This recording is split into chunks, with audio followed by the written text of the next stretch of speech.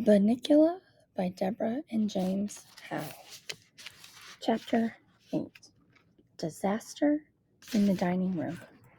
I realized that there was nothing I could do for Bunnicula during the day, since he was sleeping, but that gave me time to plan my strategy. At first I thought I would bring food to his cage, but then it occurred to me that Chester must be taking everything away that was given to him.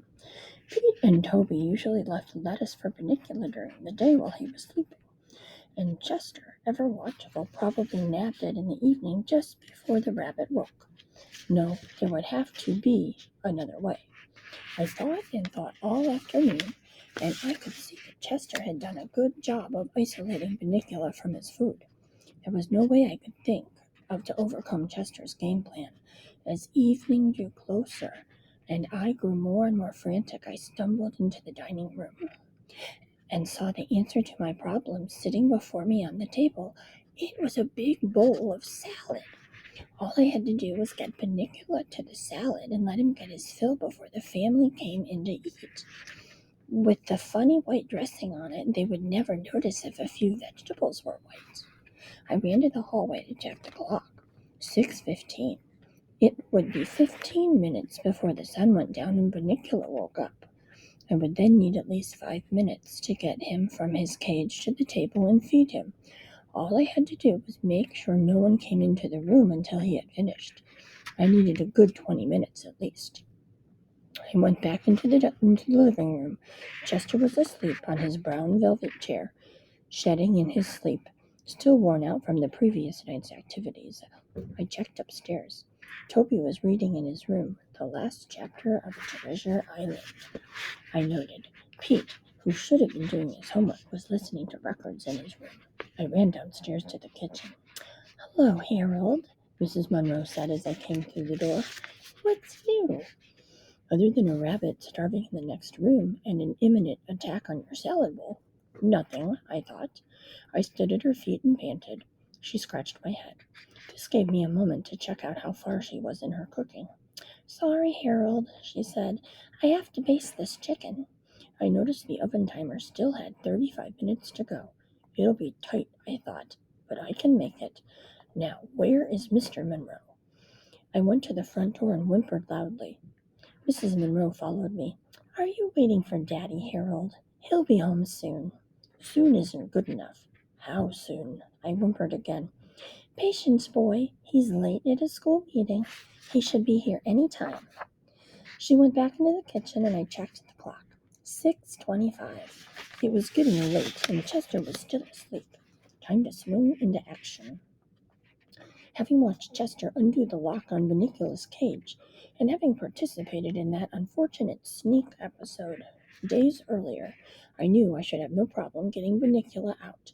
I just had to be a little more careful where I positioned my head so that I wouldn't find myself in the humiliating predicament of getting stuck a second time. My timing was perfect.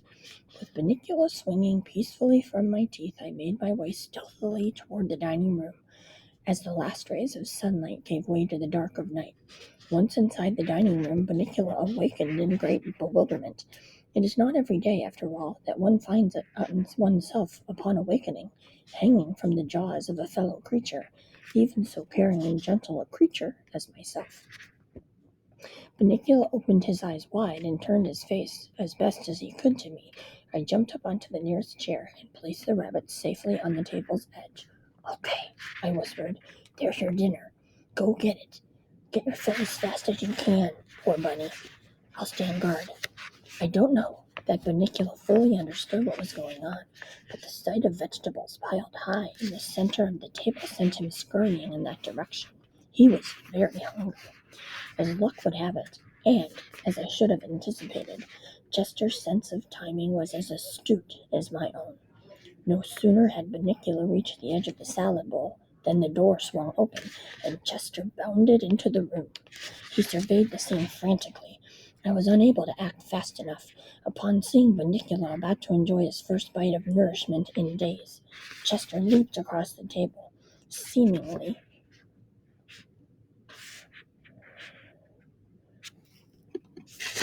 seemingly without touching floor, chairs, or anything else between himself and our furry friend, and landed directly on top of the bunny. "Oh, no, you don't!" he shrieked. Bunnicula, not sure what to do, jumped high in the air and landed with a great scattering of greens smack in the center of the salad bowl. Lettuce and tomatoes and carrots and cucumbers went flying all over the table and onto the floor. Chester flattened his ears, wiggled his rear end, and smiled in anticipation. To cat observers, this is known as the attack position. "Run, Bunnicula!" I shouted. Bunnicula turned in my direction as to ask where. "Anywhere!" I cried. "Just get out of his way!" Chester sprang. Bunnicula jumped, and in a flash of a second they had changed positions. Chester now found himself flat on his back, owing to the slipperiness of the salad dressing in the bowl, and Bunnicula, too dazed to even think about food now, hovered quivering on the table. Chester was having a great deal of difficulty getting back on his feet, but I knew it was only a matter of seconds before he'd attack again. And I also knew that Bunnicula was too petrified to do anything to save himself. So I did the only thing I could do. I barked, very loudly and very rapidly. The whole family rushed through the doors. Mr. Monroe must have just come home because his coat was still on. "Oh, no!" cried Mrs. Monroe. "That's it, Chester. This is Chester's last stand." Chester rolled his eyes heavenward and didn't even try to move. "Mom," said Toby, tugging at his mother's arm, "look at Bunnicula. How did he get out of his cage? He looks scared." "Of course he's scared," Mrs. Monroe said. "We probably forgot to latch his cage and he got out, and I think Chester has been chasing him." Toby put his face close to the rabbit. "Mom, doesn't Bunnicula look kind of sick?" "We'd better take them all to the vet to see if any damage was done," she answered. I started to whimper. "No need for me to go to the vet." Mr. Monroe patted his head. "We may as well take Harold along. He's probably due for his shots." Mrs. Monroe carefully picked Chester out of the salad bowl and carried him by the scruff of his neck to the kitchen. "I'm going to give Chester a quick bath," she said to Mr. Monroe. "Why don't you put together a fresh salad? Toby and Peter put Bunnicula back in his cage and then clean up the table." I didn't want to stick around for any assignment. This was not the time to be in the way. And besides, I now had a whole evening and night ruined worrying about the next morning's visit to the vet. This little effort of mine, I thought, had been a disaster in more ways than one. Chapter 9. All's well that ends well, almost. Looking back on that night, I remember thinking this whole mess could have been resolved happily. What would become of Bunnicula, my new friend, who was suffering from starvation? And what of Chester, my old friend, who seemed to have flipped his lid, and, if you'll pardon the expression, was in the doghouse with the Monroes? Of far greater concern at that time, of course, was my own future, for on that night all that consumed my thoughts was the fear of the next day's injections.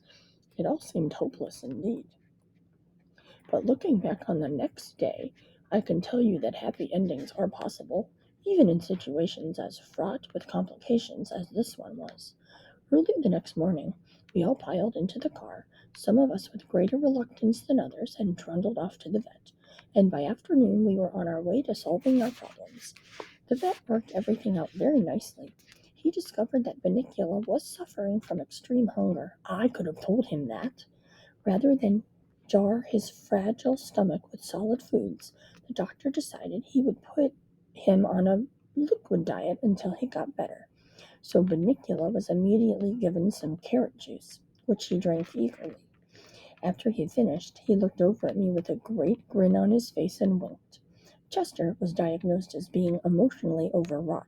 It was suggested that he start sessions with a cat psychiatrist to work out what the doctor called a case of sibling rivalry with Bunnicula.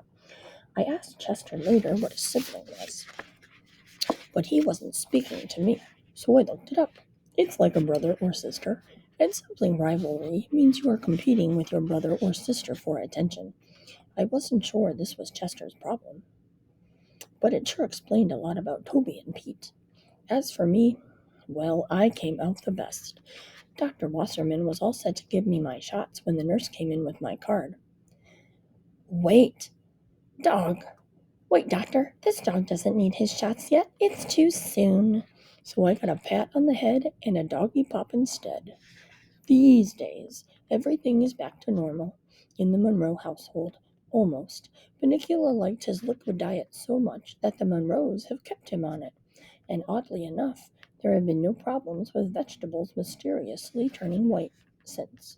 Chester, of course, insists that this proves his theory.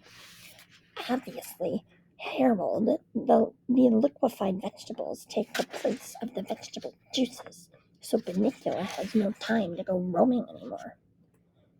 Then he's not a vampire, I said. Nonsense. He's a vampire, all right, but he's a modern vampire. He gets his juices from the blender.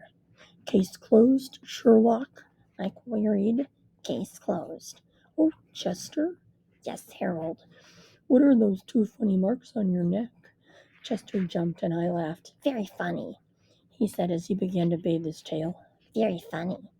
The Monroes never knew anything of Chester's theory. They changed markets and to this day believe they were the victims of a curious vegetable blight. Bunnicula and I have become good friends. He still doesn't say anything, but he snuggles up next to me by the fireplace, and we take long, cozy snoozes together. One night I sang him a lullaby in the obscure dialect of his homeland, and he slept very peacefully. It was that night that cemented our friendship. Now, about Chester, I said that everything was back to normal. Almost. Naturally, Chester is the almost. He has been seeing his psychiatrist, Dr. Verrucht Katz, twice a week for some time now. He takes his therapy very seriously. The other morning I was trying to get a little sleep when Chester came over and nudged me in the ribs. Harold, do you realize we've never really communicated? I mean, really communicated? I opened one eye cautiously. And in order to communicate, Harold, you have to really be in touch with yourself. Are you in touch with yourself, Harold? Can you look yourself in the mirror and say, I know who I am? I am in touch with the meanness that is me, and I can reach out to the you-ness that is you? I closed my eye. I'm used to it now. He talks like that all the time. He no longer reads Edgar Allan Poe at night, and once he concluded that Bunnicula, he was right about Bunnicula, there has been no more talk of vampires. The mark of the vampire sits, its usefulness obsolete, on its shelf. Right now he's reading Find Yourself by Screaming a Lot. And the other night, when I heard the most awful noise coming from the basement, I didn't even bat an eyelid. I knew it was just Chester finding himself, as he calls it. He explains to me that he's getting in touch with his kittenhood. And I've told him that's fine, just to let me know when he's going to do it so I can be elsewhere. I've had enough trouble with Chester's adventures. So, that's my story, and the story of a mysterious stranger who no longer seems so quite mysterious, and who is definitely no longer a stranger. I presented the facts as clearly as I could, and I leave it to you, dear reader, to draw your own conclusions. I must now bring this narrative to a close, since it is Friday night. Toby's night to stay up late and read, and I can hear the crinkling of cellophane. I can only hope it covers 2 chocolate cupcakes with cream filling. The end.